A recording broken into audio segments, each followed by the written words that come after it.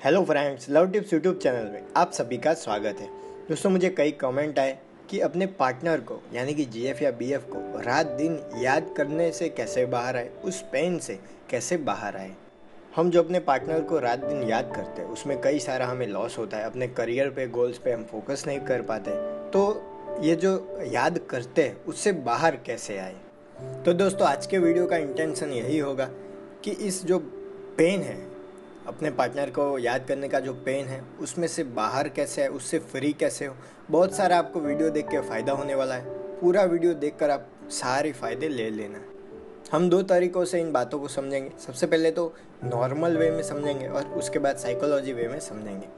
Normal way में 3 तरीके हैं। उसमें सबसे पहला है कॉन्टैक्ट, यानी कि आप कांटेक्ट करके उससे बात कर सकते हो। जब भी याद आए तो कॉल किया, मैसेज किया, व्हाट्सएप पे, मैसेंजर पे, कहीं पर भी जितने भी कम्युनिकेशन के तरीके हैं उसको आजमा के अब उसके साथ बातें कर सकते हो और जो याद आती है उसे फीड कर सकते हो। यानी कि जो याद आई वो कर लिया तो उसके बाद याद नहीं आएगी।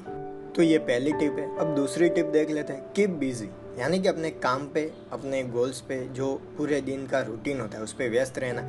अगर आप बिजी रहेंगे तो कोई चीज़ आपको याद नहीं आएगी और अपने ही टाइम पे आप ज़्यादा व्यस्त रहकर मस्त रह सकते हैं।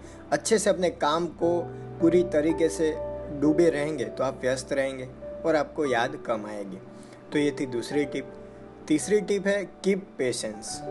अगर पार्टनर सामने से कॉल नहीं करता तो हमें टेंशन हो जाता है, हम जल्दीबाजी कर देते हैं। लेकिन आपको धैर्य रखना है, पेशेंस रखना है। सामने से फ़ोन नहीं आया तो कुछ वजह होगी, वो भी कहीं व्यस्त होंगे। तो ये बातें आपको समझनी है और अपने आप में पेशेंस रहना है, अपने आप में धैर्य रखना है। तो ये 3 बातें थी नॉर्मल वे में। अब समझते हैं कि साइकोलॉजी वे में इसका क्या तरीका है। साइकोलॉजी वे में मैं 2 तरीके आपको बताऊंगा। मैंने ये साइकोलॉजिकल तरीके पढ़े हैं, इसीलिए मैं आपको बता पा रहा हूँ अच्छे से, क्योंकि ये जो दोनों तरीके हैं वो बहुत ही आपको इस पूरे मेथड में काम आएंगे। इसलिए उसमें सबसे पहला है, अपने आप को निर्देश देना सीखो, यानी कि सेल्फ टॉकिंग जिसे कहते हैं। तो सीधा आपको बोलना है, आपको इंटरनली नहीं बोलना है, यानी कि अंदर ही अंदर आपको नहीं बोलना है, थोड़ी आवाज़ के साथ बोलना है।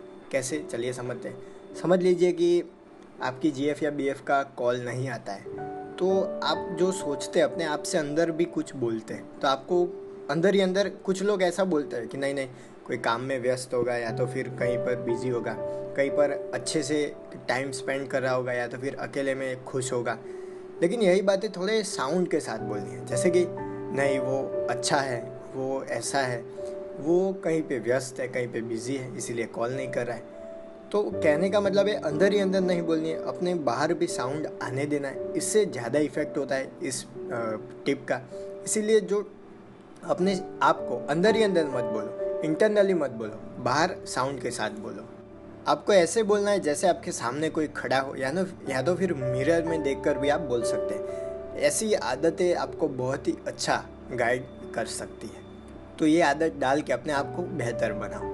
अब साइकोलॉजी वे में दूसरा जो टिप है वो है प्रायोरिटीज़ को समझना, यानी कि अभी सबसे पहले ज़्यादा अर्जेंट कौन सा काम है, सबसे ज़रूरी काम अभी राइट नाउ कौन सा है, ये आपको पहचानना है।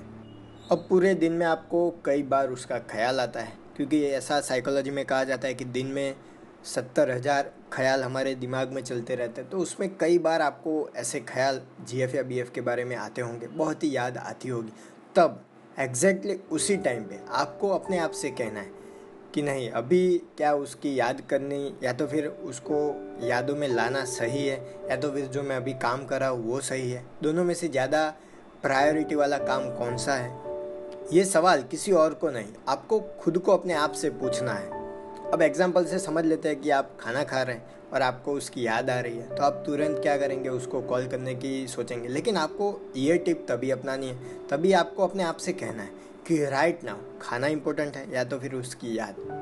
खाना इंपॉर्टेंट है ऑब्वियसली, तो आप पहले खाना खाएं, आराम से खाना खाएं, पूरा जितना आप हर रोज़ लेते उतना खाना खाएं, उसके बाद जाए, उसके बाद जो याद आती है तो कॉल करें तो ठीक है।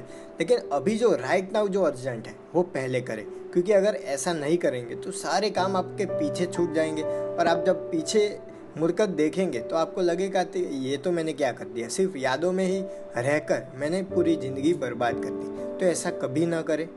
तो यही 2 टिप्स साइकोलॉजी की है कि अपने आप से कैसे बात करें, अपने आप को कैसे गाइड करें। और दोस्तों यही साइकोलॉजी है कि अपने माइंड को आप कैसे कैसे सजेशंस देते हैं, उसके हिसाब से आप पूरा प्रोसेस यानी फिर जो भी कर रहे हो पूरा वर्क आप उसी हिसाब से करते हैं। वीडियो के लास्ट में एक खास बात, इस वीडियो को शेयर करें। क्यों शेयर करेंगे आप?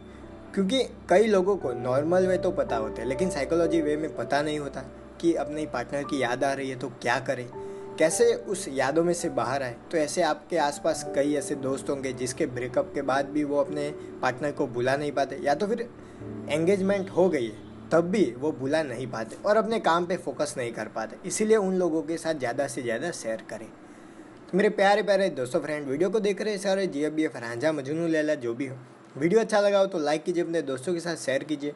कोई सवाल या सुझाव हो तो मुझे कमेंट करके ज़रूर बताएं, मैं पढ़ना चाहूँगा। थैंक यू दोस्तों। No better live better.